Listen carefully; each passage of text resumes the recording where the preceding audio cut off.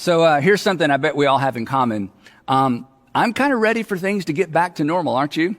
I mean, it's kind of been fun. It's sort of been a break. I say fun. For some people, it's been fun to have a break. For other people, it's just 100% stress. And, we're all somewhere on that continuum. But for the most part, I think we're all ready for things to get back to normal.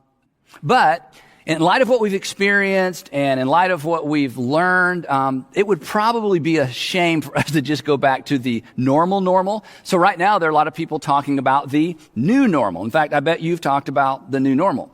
Now, as you know, some of the new normal may be forced on us. But here's the thing, and here's what we're going to talk about for the next 3 weeks. If we're wise, we will pause and ask the question, what have I learned? What have we learned? And what do we want to carry forward? We'll pause and ask the question, what have I learned? What have we learned? And what do we want to carry forward? Now, here's something I've learned. In fact, here's something I think we've all learned, that the producers of the Mad Max movies, you remember from the late 70s and 80s and early 90s, the Mad Max movies, the producers had it wrong. The producers had it wrong because here's what we've all learned. The most valuable commodity during an apocalypse is not oil. It's what? That's right. It's toilet paper. It's toilet paper. And I think somebody should make a movie about that. And of course, the perfect title would be Game of Thrones.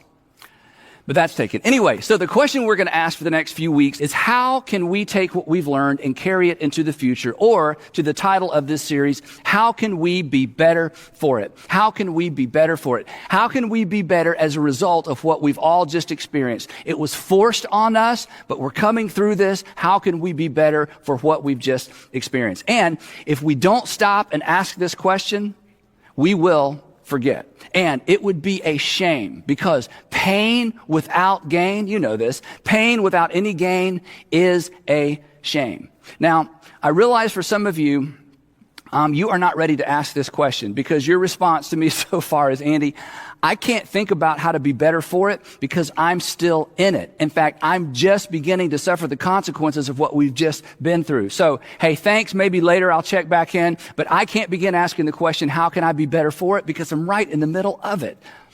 But I just want to push back on that just a little bit. And I realize I'm stepping out because I don't know your circumstances. I don't know your pain. I don't know what you're going through right now. I don't know how this has affected you and your family specifically. But here's what I do know.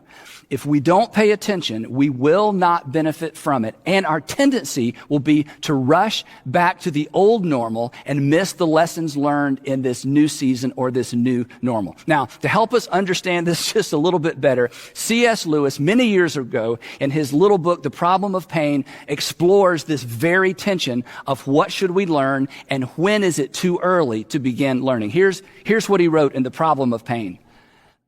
He said, my own experience is something like this.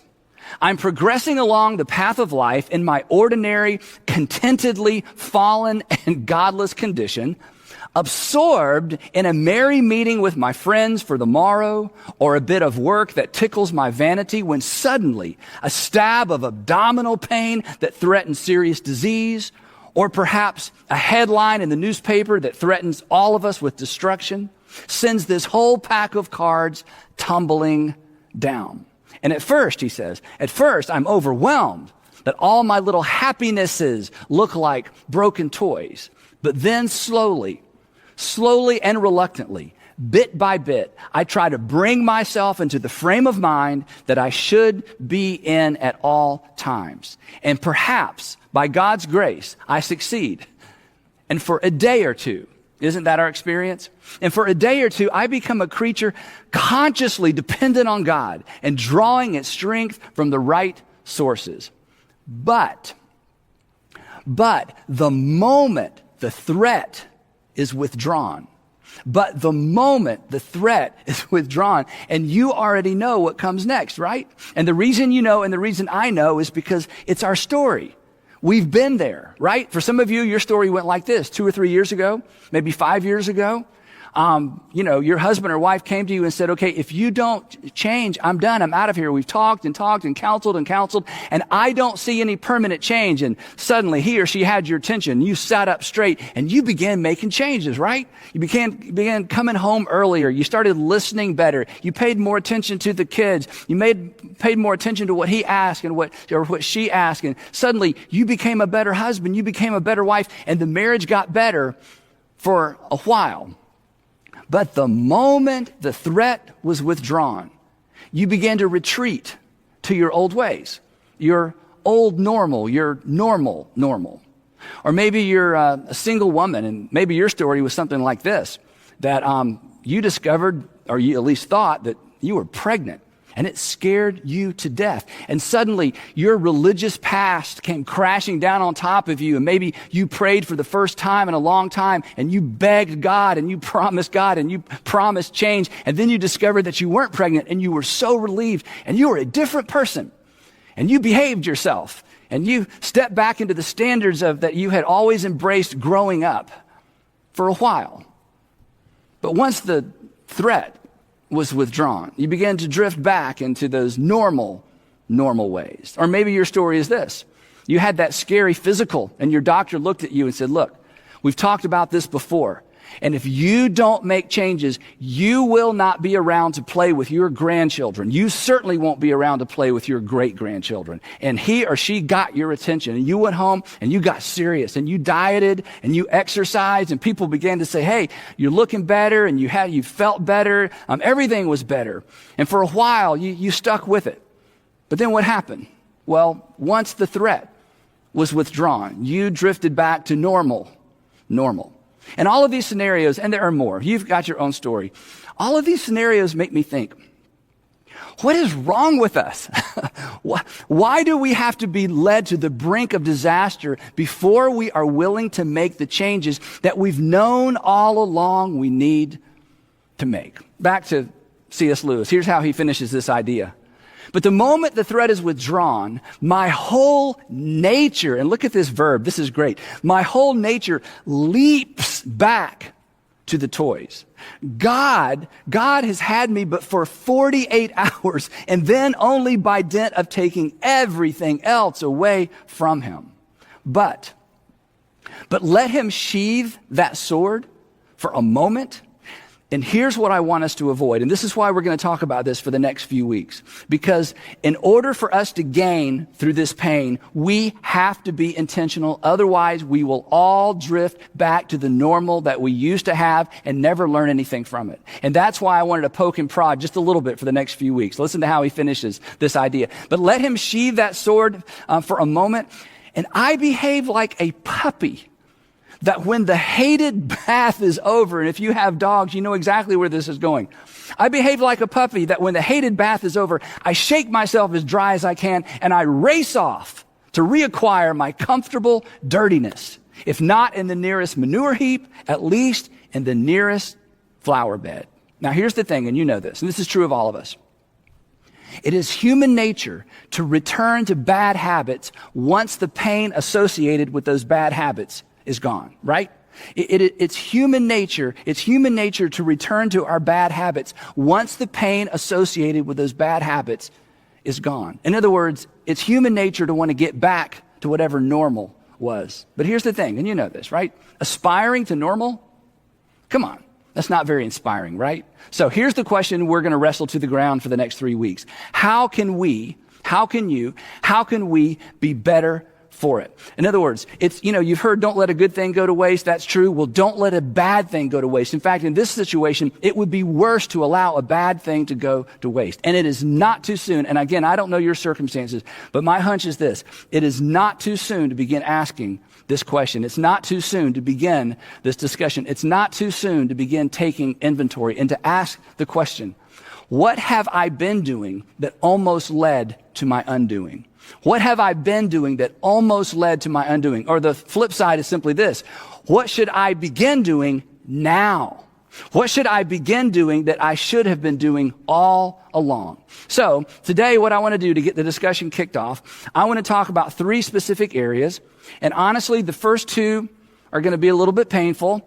The first two, you may feel like I'm being a little bit insensitive, that I'm doing more meddling than speaking or preaching, but I want you to hang in there with me. And the reason it's going to be uncomfortable, it feels like it's too soon to talk about this, but it is not too soon. While the pressure is on, this is the time when we learn the most. This is the time when we gain the most perspective. And what a shame it would be to lose these lessons, to lose these learnings, and to lose this perspective. So I want to talk about 3 areas today, and then next week, I'm going to come back and I'm going to talk about your superpower. You have a superpower. You have a special ability that empowers you to be better for anything you face in life. So next week, we're going to come back and talk about your superpower. So don't miss next week. But to sort of get us started, let's jump in here. How can you be, this is number 1 of 3, how can you be better for it financially? How can you be better for what we just went through? How can you be better for it financially?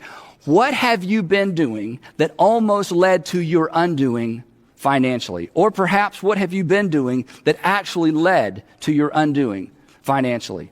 What financial habit caught up with you in this difficult season? Or ask it this way, what do you wish you'd been doing financially that would have set you up to be in a better place now? And whatever comes to mind, and you have an answer to this question, here's my challenge. Begin now. Now is the time to face up to 2 financial realities. In fact, there are several financial realities we need to face up to. But if you will use the pressure you're feeling right now, even perhaps the chaos in your finances right now, to begin asking these important questions, you will be better for it later. And I just want to talk about 2 financial realities that are looming large for many of us. Number 1, I want is better than I owe. If you have been a part of this broadcast or part of one of our churches for very long, you've heard us talk about this before. I want is better than I owe. In other words, it is better to go without things you don't need than to owe money on things you don't need. It is better to go without things you don't need. There's a tension there. Than to owe money on things you don't need. There's a tension there. There's a tension either way you go. But the tension of I owe is far worse than the tension of I want. The second financial reality that looms large right now, that serves as a reminder and perhaps sets you up to be better for it, is this. A financial hole, and you're going to hate me for this, but a financial hole is always due in part to a lack of self-control. That a financial hole, and I made it rhyme so you'll remember it, a financial hole is usually, maybe always, but let's just say usually due to a lack of self-control. Let me illustrate it this way. Before this crisis, you had this thought. If only I had more money. If only I had more money. If only I made more money. During the crisis, you had this thought. If only I'd saved more money. If only I had saved more money, which is the same thing as saying, if only in the past I had exercised better self-control. That a financial hole is usually due in part to a lack of self-control. And if you are facing the consequences of a lack of self-control financially, now is the time to write that down, to learn this lesson, and never, ever do what you did in the past again so that you would be ready for the future. The writer of Proverbs states it this way, and he gives us a word picture that is really not very relevant to our current situation, or certainly relevant to our current culture, but it's a powerful word picture from ancient times. Here's what he wrote. He said, like a city whose walls are broken through is a person who lacks self-control. Like a city whose walls are broken through. Again, for us, this is meaningless. But in ancient times, the walls around a city represented security and peace and prosperity and safety. And when an enemy would come, they would pick the weakest part of the wall and they would use weapons of warfare, siege warfare, to eventually break through or create a breach or a break in the wall, and the enemy would pour through the wall. And here's what the writer is saying. That a city, when the walls are broken through, the people within the city, they lose their security, they lose their safety, and they lose their autonomy. They lose their ability to control their own lives. And here's his point. That a lack of self-control, and this is true for any area of life, a lack of self-control leads to a loss of control. That a lack of self-control in any area of life ultimately leads to a loss of control. And let me ask you this. What do you want pretty much more than anything in life? You want control of your life. The key to having control of your life is to exercise self-control. And consequently, because of what we've just been through, you may be learning this lesson the hard way financially. I want you to be better for it. You want to be better for it. Now is the time to take some of these simple ideas, these common sense ideas, and elevate them so that you don't pass this way again if, in fact, something like this were ever to happen again. A lack of self-control always leads to a loss of control. Now, here's something you've heard before. I bet somewhere in the past, somebody either gave you this advice or you heard someone talking about having been given this advice. And the advice was to have 3 to 6 months of savings set aside in case of an emergency. Have you ever heard that before? Everybody's nodding. Yes, you've heard that before. And here's my hunch. When you heard that for the first time, or maybe you read that in a book for the first time, you thought to yourself, that's a really good idea. I should set aside 3 to 6 months of living expenses just in case there's an emergency. And if you took that advice which requires extraordinary self-control, then you are better for what we've just been through. If you didn't take that advice, you're wishing you had. Now is the time. Now is the time to create a plan to set money aside in case there's a financial bump. That is wisdom. That way, when your walls are attacked, they will not be broken through because your self-control in creating an emergency fund has prepared you for the future. But an emergency fund requires what? It requires extraordinary self-control. So, decide now to start now. How can you be better? How can you be better for it financially? Simple. You've heard it 1,000 times. Save more, spend less, get out and stay out of debt. Save more, spend less, get out and stay out of debt. One more thing on the financial piece. If this particular season has hit you particularly hard, your tendency will be to blame the virus and your boss and perhaps the economy. And that's a mistake. Certainly the virus contributed to it. Certainly your working situation contributed to it. Certainly the economy has contributed to it. But here's what I want to say, and this is hard. Perhaps you contributed to your situation as well. And you must own that slice of the pie. And now is the time to own it. And now is the time to make decisions so that you never face this situation again. Take responsibility for your finances. Embrace all that common sense you've heard your whole life. Exercise self-control and prepare for the future. Take notes, make a plan, decide to be better for it. Next up, number 2, how can you be better for it relationally? How can you be better for it relationally? What have you experienced these past few months relationally that you want to carry forward into the future? I think one of the things that we've all experienced is the value of friendship and the value of our friends, right? But there may be a negative side to all this for you. And if so, I want you to pay attention. Perhaps you've noticed or you've experienced some unaddressed cracks in your marriage. Some unaddressed cracks in your marriage, things that you had sort of put to the periphery, things that came up from time to time, but you were busy, and the old normal allowed you to ignore what was right there in front of you. Perhaps what you've noticed is a lack of common ground with one of your kids. Maybe a lack of common ground with all of your kids. You're spending so much time with your family and you recognize, I've never really developed an actual relationship with one or all of my kids because I've been so busy. I mean, isn't it true that quarantining has highlighted the good and the not so good relationally? So here's the opportunity I don't want you to miss. This is so important. COVID-19 may actually serve as a wake-up call to you relationally. If you wake up. So, wake up. If there are cracks in your relationships at home, now is the time to address them. Rushing back to normal is going to empower you to continue to ignore them. You know this, relationship problems don't fix themselves. So now is the time to address these relationship issues. Right now you have a little bit of extra time, but more importantly, you've got a little bit more pressure because of what's going on or what's not going on at home. And before you begin pointing fingers, it's the same with your finances.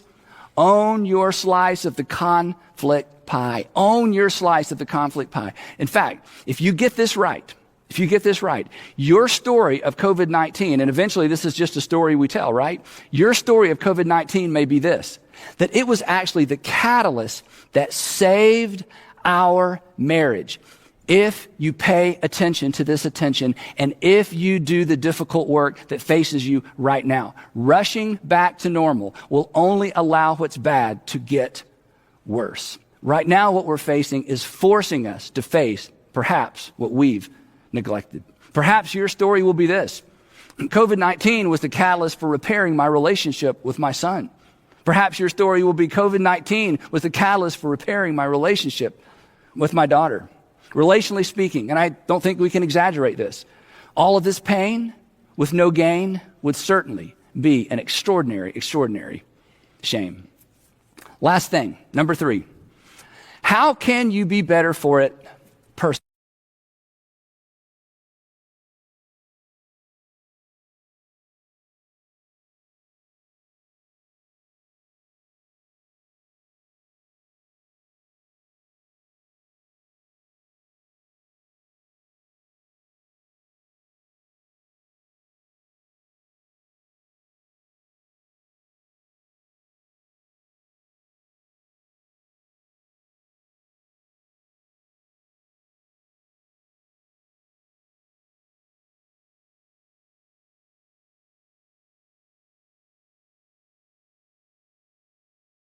First time in a long time. If you are a particularly religious person, has your faith been rattled? Did you perhaps discover that your faith was more fragile than you imagined? Did you find yourself asking questions, or do you find yourself asking questions you've never asked before? Questions like, where's God? How could God? Or I thought God. So here's my point. Regardless of which side of the faith aisle you're on, regardless of which side of the faith aisle you're on, if this current season has created tension on the inside, pay attention to that tension. It means you are on the verge of learning something new or being reminded of something that you've forgotten. It could lead somewhere good, and it could certainly lead somewhere better. My friend Kate Bowler said this, and I wasn't sure if I'd heard her say it or actually had read it in her book, but here's her quote, and I'll tell you how I found it in just a second. Here's what Kate Bowler wrote. She says this: there's a little prosperity gospel in all of us.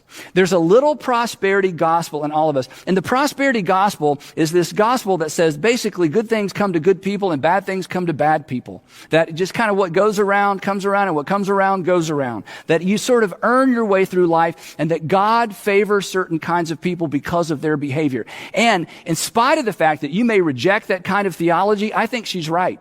There is a little bit of that thinking in all of us, that God owes me.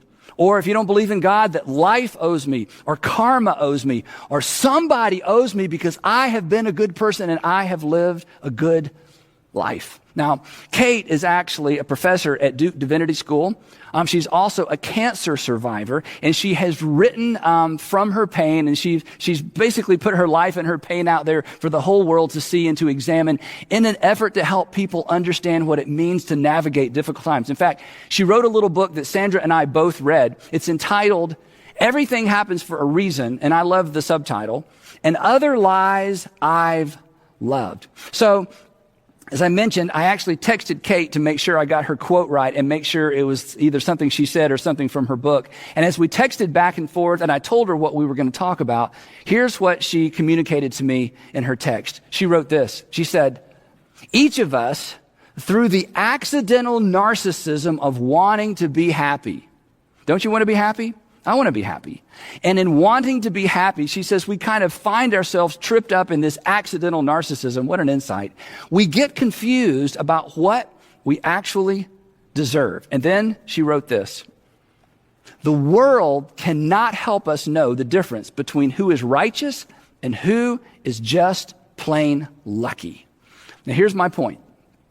If this season has kind of rocked your world in terms of your internal world, if this season has rocked your worldview, if this season has rocked your faith, Pay attention to that tension. You may be on the verge of learning something new, or you may be on the verge of being reminded of something old. If current events have left you wrestling with God questions, and you're not a religious person, and you just assumed you left that wrestling ring years ago, but now you find yourself wrestling with God questions, pay attention to that.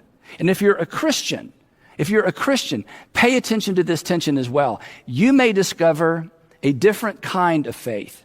You may discover a better faith. You may discover a different version of faith. And perhaps in this season, you will finally give up your faith in the non-existent God who doesn't allow bad things to happen to good people. And in this season, you may come face to face with the God who allowed the worst possible thing to happen to the best possible person, his son. And he did that on your behalf. So the point is simply this. We're going to get through this. Things are going to become more normal, but let's make sure we are better for it. Let's make sure that we're better for it financially. Let's make sure that we're better for it relationally. And let's make sure that we are better for it personally. Because, and you know this, pain, all this pain without any gain would certainly be a shame. So let's face and embrace the lessons we've learned, and let's for sure face and embrace the perspective we've gained. Let's all decide, and it begins today, let's all decide that we are going to be better for it. Let's not do what C.S. Lewis referred to when he said, let's not behave like a puppy when the hated bath is over. And this hated season will come to an end. This hated bath will be over. But let's not race off to the nearest flower bed. And let's certainly not roll around in the nearest manure heap. Let's not forget what we've learned. Let's not lose this perspective. And to help you do that, I want to make a suggestion. Now, some of you aren't going to like this, and that's okay. We're going to talk about it for 3 weeks. Some of you are going to love this.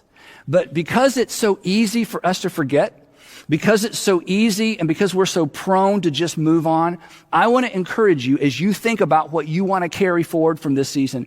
I want to encourage you to come up with a way to remember. I want you to actually create a reminder, to find a physical object, or perhaps make or craft a physical object, or maybe it's something you already own, and I want you to attach a memory to this object, something that will remind you of this season and what you want to carry forward from it.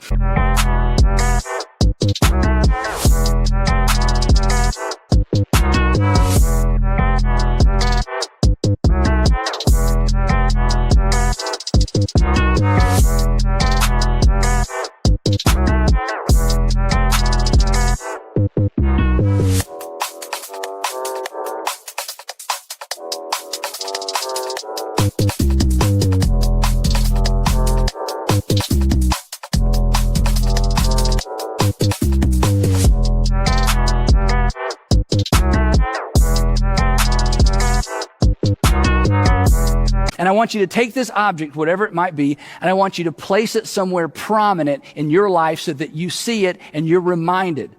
Maybe it'll be simply a reminder to slow down. Maybe it'll be a reminder of the value of friendships that you've neglected. Maybe it'll be a reminder to kind of dig in and deal with the crack in your relationships at home. Maybe a reminder to invest in that son or that daughter that is not like you and consequently you've just had a hard time connecting with. Perhaps it's a reminder of who or what's most important. Perhaps it's simply a reminder of something we've all learned that, well, we have far more in common with people than not. But I want you to come up with a reminder and place it somewhere where you can be reminded. And you have 2 or 3 weeks to do this because we're going to talk about this for the next couple of weeks. Basically, what I want us to all do is, because of what we've learned and the perspective we've gained, I want us to begin writing a better story as we all move forward. Because as I said earlier, eventually, COVID-19, this whole season, is simply going to be a story we tell. So this week, 2 questions. How can I be better for it? How can I be better for it? And what will help me remember? How can I be better for it? And what will help me remember? Normal, or even the new normal, is right around the corner. I can't wait for us to get there. I think we're all looking forward to it. And I'll just be honest, I'm even looking forward. I know you're not going to believe me. I'm actually looking forward to us being together. And I'm actually even looking forward to being interrupted by crying babies and obnoxious ringtones. So I am looking forward to normal, even the new normal. And we'll get there soon enough. But let's not miss this unprecedented and hopefully once in a lifetime opportunity to learn everything we can and to gain the perspective that will serve us well in the future. Let's not merely settle for getting through this. Let's decide to be better for it. Now, next week, as I said, I'm going to come back and talk about your superpower. You actually have a superpower. You have an ability to ensure that everything that comes your way makes you better. You can be better for it. I don't want you to miss that, so don't miss next week.